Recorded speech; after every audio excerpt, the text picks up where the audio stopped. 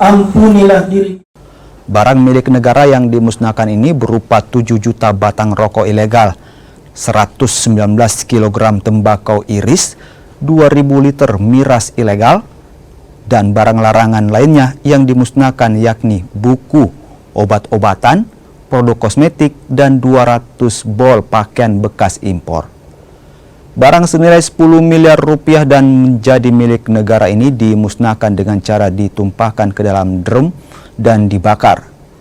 Pihak Bea Cukai menyebut barang-barang yang dimusnahkan merupakan hasil penindakan dari Juli hingga Desember 2022. Pemusnahan bersama APH dan instansi terkait di lingkungan Sulawesi bagian selatan untuk melakukan pemusnahan terhadap barang yang menjadi milik negara yang selama ini sebagai hasil dari operasi dan penegakan hukum barang kena cukai ilegal maupun barang impor ilegal lainnya.